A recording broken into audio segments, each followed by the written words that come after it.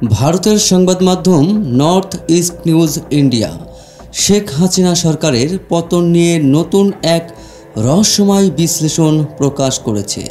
অভ্যুত্থানের এক বছর পর প্রকাশিত প্রতিবেদনে বলা হয়, সরকারের শেষ দিনগুলোতে আওয়ামী লীগের ভেতরে ৩ প্রভাবশালী ব্যক্তি রহস্যজনক ভূমিকা পালন করেছিলেন, যা শেষ পর্যন্ত সরকারের পতনে সহায়ক হয়।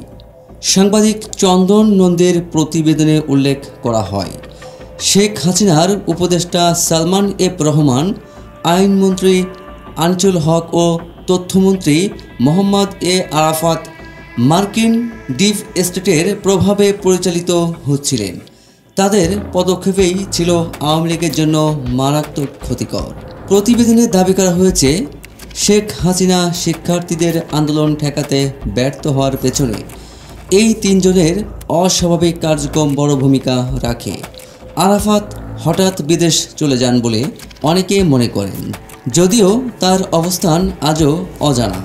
অপরদিকে সালমান এফ রহমান ও আনিসুল হকের বিভিন্ন সিদ্ধান্ত সরকারের স্বার্থের বিরুদ্ধে গিয়েছিল।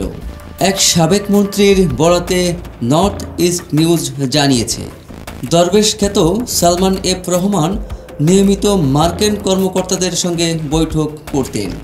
মার্কিন সাবেক রাষ্ট্রদূত মার্শা বার্নিকাটের সঙ্গে তার বৈঠক নিয়েও প্রশ্ন ওঠে। প্রতিবেদনে বলা হয়, কমপক্ষে ৬ জন মার্কিন কর্মকর্তা নিয়মিত তার সঙ্গে যোগাযোগ রাখতেন। প্রতিবেদনে আরও উল্লেখ করা হয়, ২০২২ সালে ভারতের একটি কেন্দ্রীয় গোয়েন্দা সংস্থা সতর্ক করেছিল, বাংলাদেশে মার্কিন রাষ্ট্রদূত পিটার হাস শেখ হাসিনা সরকারকে উৎখাতের পরিকল্পনার অংশ ছিলেন।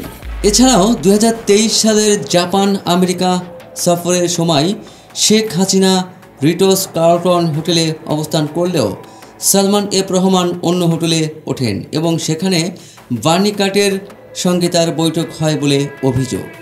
এক আওয়ামী লীগ নেতা বলেন, আরাফাতের সেই মন্তব্য সরকারের কাছে যথেষ্ট বুলেট আছে, শিক্ষার্থীদের আন্দোলনকে আরও উস্কে দিয়েছিল।